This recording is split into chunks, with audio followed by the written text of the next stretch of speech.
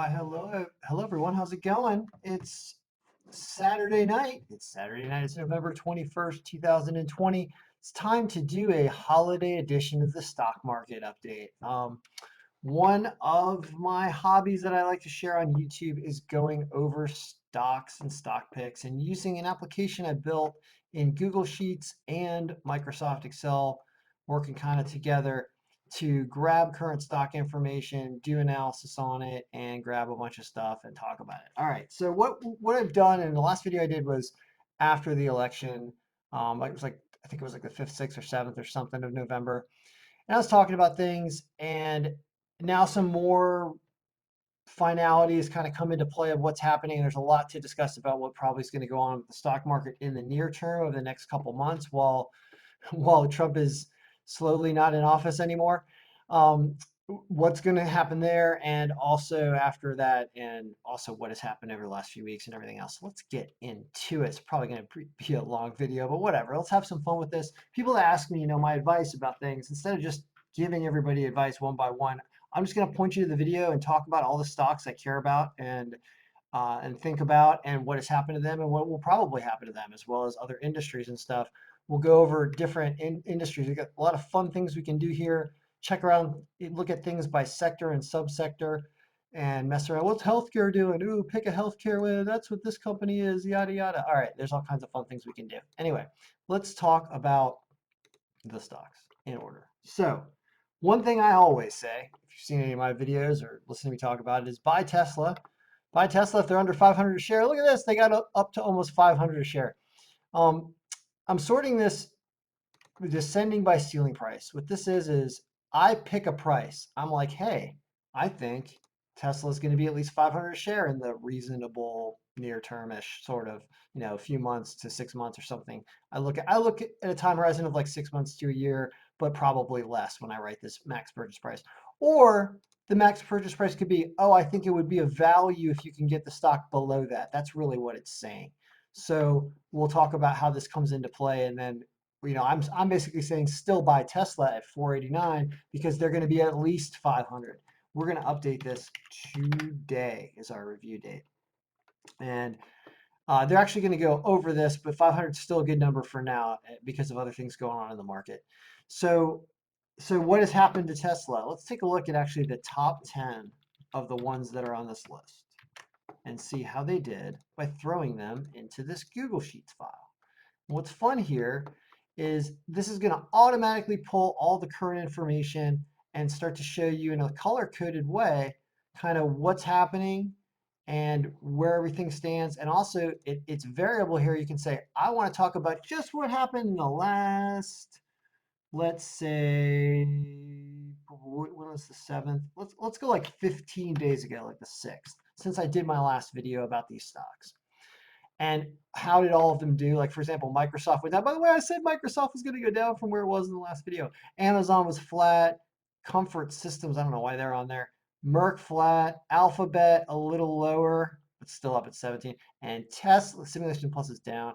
Walmart is up a little because they're just so solid, right at that 150, like I said they'd be. Illumina hang out at 300.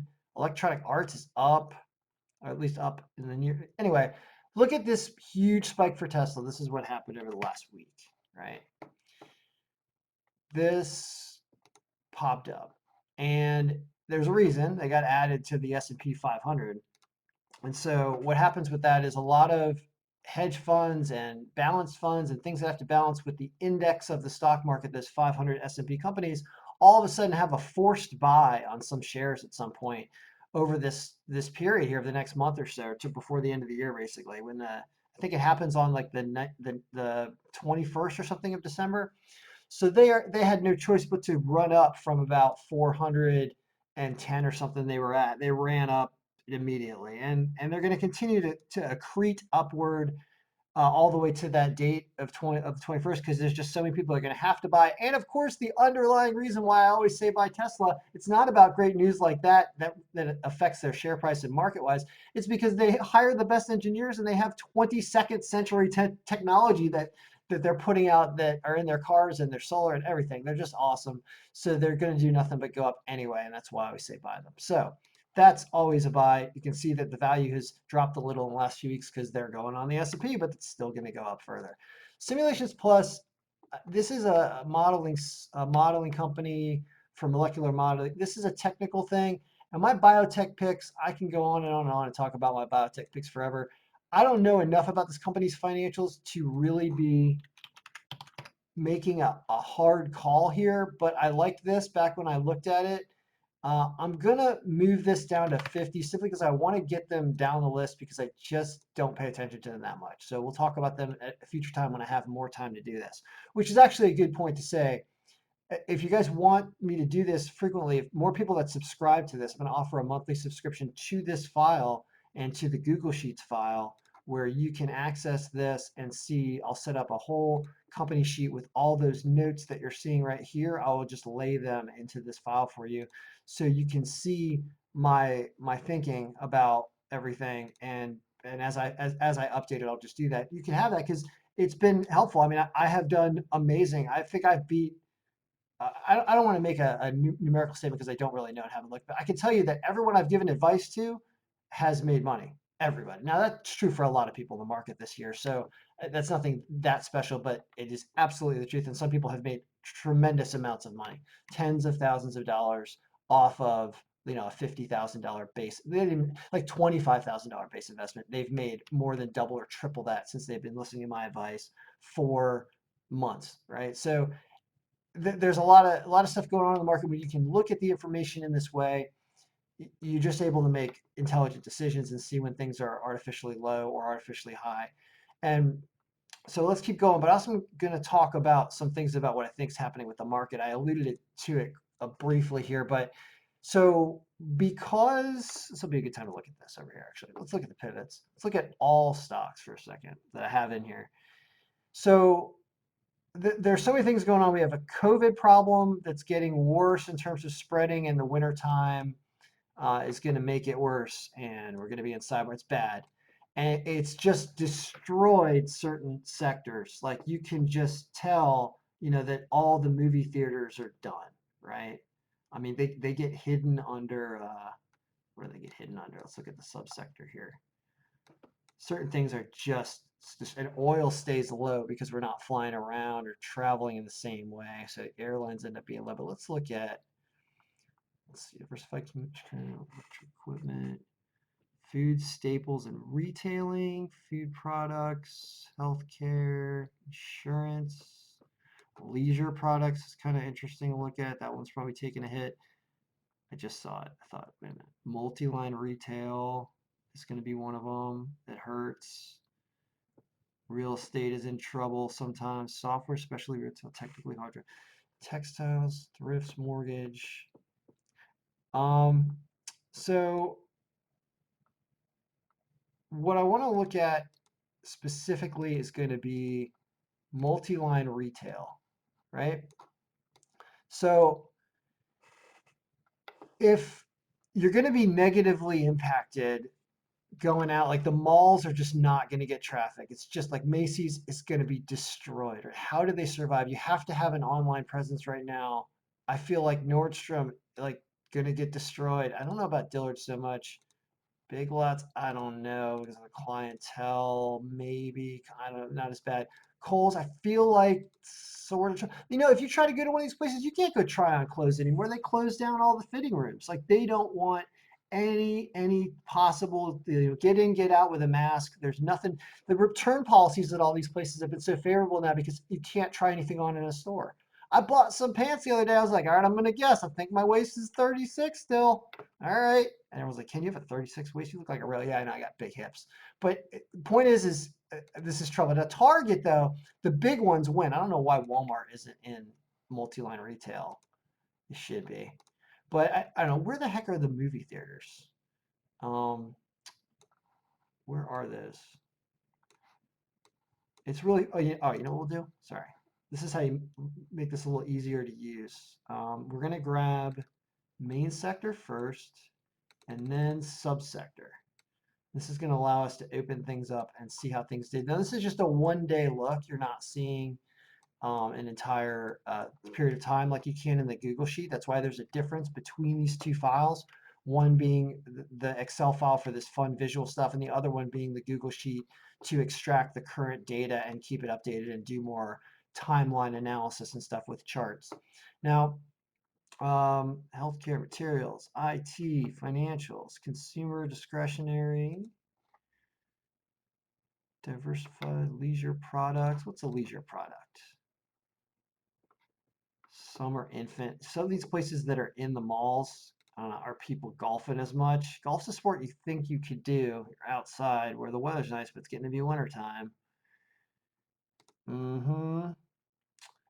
Internet marketing retail should be doing well because everything's migrating to online. So, your eBay is up to 48.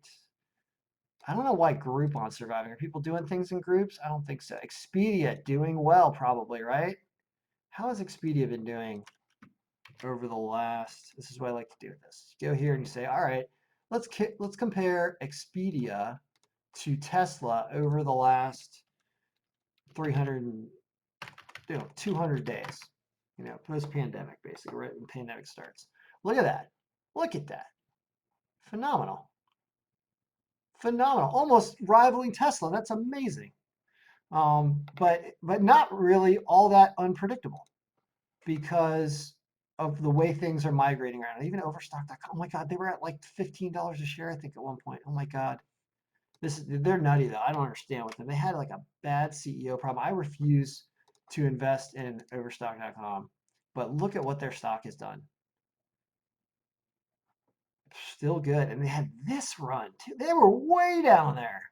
I mean, wow. Anyway, all right. So the point is that you can do this forever, and I'm not a broker. I'm not a fiduciary. I'm not someone who wants to spend all my time on this, even though there's a tremendous amount of money to be made, fascinatingly amount of money to be made. I'd rather talk about the aspects of what's happening and how you should look at the market going forward. Because as I go down all these lists and look at these numbers, I see Walmart around 150. Yeah, they hit 150. Now what do you do? Like they're probably going to hover around here for a few months and then eventually go to 175. But I don't want to put 175 right now. I just want to say if they ever accidentally have a drop, yeah, I did update this today.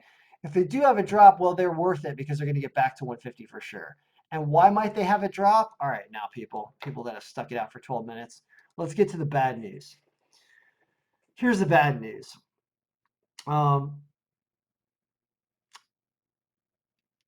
well, here's the news. So it appears that because Trump is flailing his way out of office, he's going to be punitive in his attacks on everyone, and he's going to try to use all his power he can to get what he wants. And that's going to mean taking away something that he's been giving the market, which is he's been giving the market an unlimited spigot from the Federal Reserve to pump billions and trillions of dollars into the market to just flat out buy things and inflate prices of things. Now, that inflation, while it has been felt in the stock market, could potentially lead to a massive correction at some point if everyone just all of a sudden took their profits. But why would everyone take their profits if the spigot is still running? And the spigot had been still running until the move that Treasury Secretary Steve Mnuchin pulled on Friday, which was saying, all right, we're going to stop the last tranche of money we had in here. We're going to stop it because he's going to take it away so that Trump can try to use it to his advantage. Whether Trump's actually going to do that or not and hold to that is another story. You can never predict what he's going to do. He's unpredictable.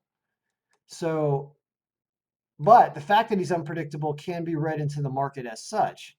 Well, if he's unpredictable and he might turn off the spigot because he is going down and he's not going to be president anymore, like the American people have spoken, and also we won't accept him openly stealing the election. I think that's clear too.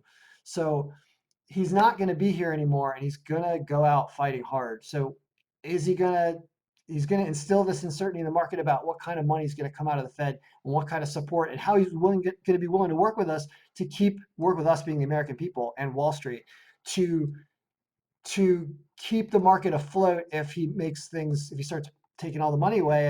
And you can see a lot of other companies have gone bankrupt that are not adjusting to the new way of life. The movie theaters are going down. I worry about the gyms too. I mean, how can the bars, the service industry is not what it was. It's not going to look the same. It's clearly that's not changing anytime soon. Even with the vaccine, our thoughts have changed, and who knows if the vaccine will work permanently. And it's not out to everyone yet. We got months and months and months and months and months of this, unfortunately, where we have to learn how to live with the virus. It's not, it doesn't mean we're all going to die, because we're not all going to die, but it means that we got to learn to live with the virus. Now, that being said, sorry, 15 minutes. I didn't get to the bottom line until 15 minutes. There is uncertainty flooding the marketplace, and it's around financial liquidity. And that means that there is no choice for there to be a destabilizing, not a correction as much as a go into hiding mode. The reason why Trump is hiding in the White House is because he doesn't know what to do. Well, if we don't know whether there's going to be a spigot open of money into the market, well, then we want to take it now while we can, because all of a sudden we know something's being cut off that was infusing liquidity. So that is going to push a sell. I expect the next week in the market and probably the couple weeks while Trump is still fighting this all the way up until December 14th, when the electors have to cast their ballots and make it official on December 14th. And we've got to make sure that Trump doesn't threaten to try to do whatever to make that not go as planned and normal and according to democracy. That until then, you're going to have this crazed uncertainty where Trump is going to use this he's going to use this power to screw with everybody. So the market's going to have to respond downward, because there isn't a flush new set of trillions coming in, unless he bluffs and says, oh, I'm going to take it away, and then he gives it back. And then when he gives it back, the market will go up. So you can probably anticipate something like that, because Trump's going to want to inflate the market in the long run anyway for his own benefit, which is the only way you can really judge what he's going to do. So that being said, the next few weeks are probably going to be a time to short the market short term. And what's going to get hit is the question. And the answer is, well, what happens to be so overinflated and is still good? So that means, why don't we sort this upside down? Here's stuff that's overpriced, but let's make it greater than, wait a minute. Ceiling price needs to be greater than, oh, I can't filter this by number? Are you serious? That sucks. All right, let's just do this. Let's get rid of all the blanks. So it says collector's universe is super overpriced. Are people going to continue to be selling all of their merchandise and getting it verified? I don't know. They were a pretty good company. I actually like their financials, but they look to be super overpriced based on this judgment I made of them on the 20th. I haven't looked at them in a while. SunOpta Foods is at $9. Wow. I remember when they were down there. Wow. I have to look into them again. Need to review. Hold on, I said timing, but need to review. Yeah, I gotta look at that. Uh, Dunkin'. Dunkin's at 106? Jesus. Are you kidding me? Oh my God, I haven't looked at this in a while. They were hanging out in the 60s. Oh my God. All right. That's a joke. That cannot be right. I mean, I know I like their Beyond Sausage sandwich, but still, no way. All right. That's craziness. They didn't all of a sudden open 100 million new stores, did they? I know they're open. I mean, I know they're getting a ton of business, but they are definitely inflated. That is insane. They did not go up by 40% in value in the last 2 months. They didn't open 40% new stores. Their revenue could have been up by 40%, but probably wasn't. It was probably up 10%. So that can't be true. But they're gonna come down for that if that's right. Oh my God. Intuitive Surgical, haven't looked into them enough. FICO, I have them down. Target. This is, all right. Well, let's have a discussion about Target. This is a great discussion. I haven't reviewed their financials. Need to review. I will, but maybe I won't. I probably will. I have them at 110 because, unlike Walmart, which was more of a slow and steady because they have a higher market cap, they blew up over the last few months all the way to 170 from down around a little over 100. Now, that's also what I just said about Dunkin' Donuts also applies to Target. Now, has Target really up their online game. I don't know. You go into Target.com? Remember last time you went to Target.com to buy anything? I didn't. Is Target filtering themselves into Amazon sales somehow? I don't know. Maybe, maybe not. I don't know how that works. But this seems really inflated. So I would say that that doesn't make sense given all the amount of time that's passed. So that's one that could come down because they're also not a company, unless their online sales are really going to explode, they're not a company that can go up and accrete like Tesla and do that. They're not like that. They're not a technology company.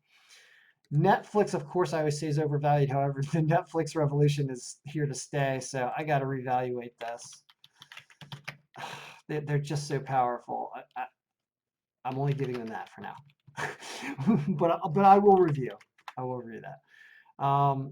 Lowe's home improvement. Now, home building, this is acceptable. I need to raise this. I don't know if I need to raise it to 150, but I'll at least do that because that makes sense. Lowe's, a lot of home building is going to happen. Single family homes are huge right now. Screens, yeah, no doubt. New LSI was going to keep doing this. Every place where you go to do stuff, you're going to use a screen instead of a person because the screen ain't going to give you COVID. And you're not going to give COVID the screen. Whatever I meant to say. You're not going to be, you just clean it up.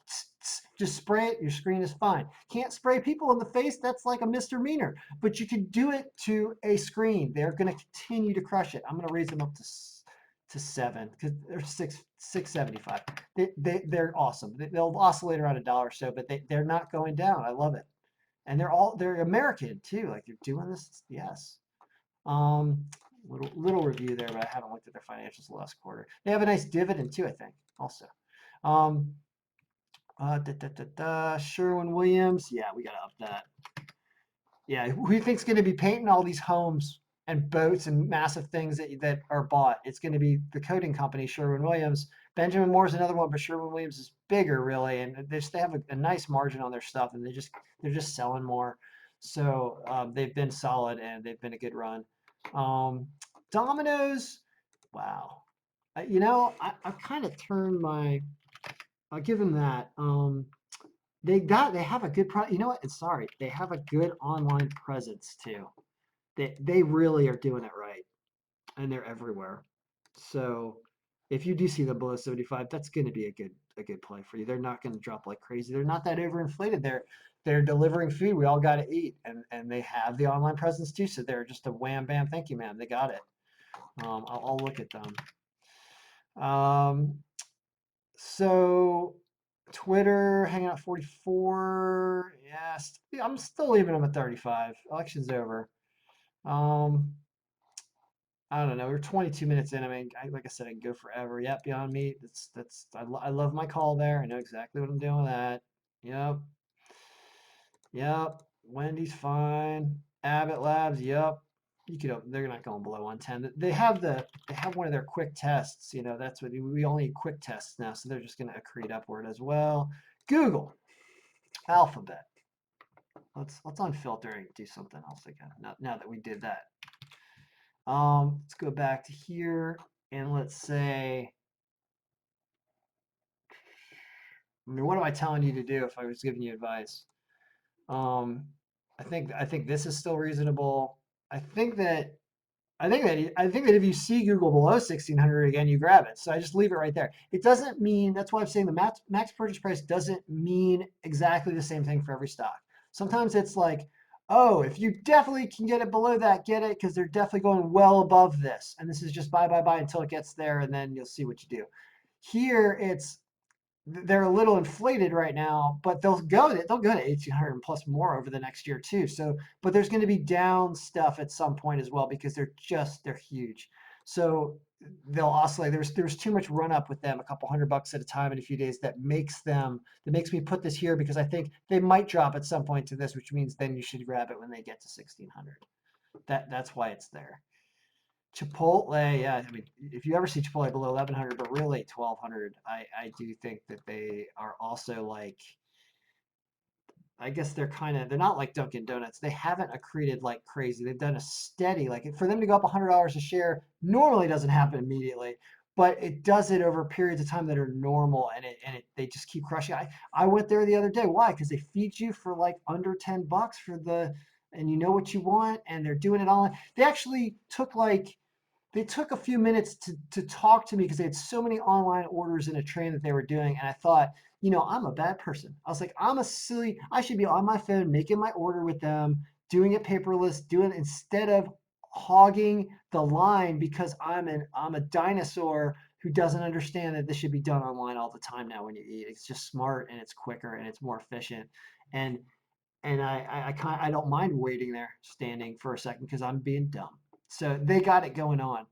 Nothing, no bad words about Chipotle. I didn't wait long, but it makes sense because they're doing it the right way. Now, is there anything? Oh, DraftKings. Is there anything you want to say about DraftKings? They're at 48. Yeah, they're going to be volatile, but they got a product that is going to be in a lot of states.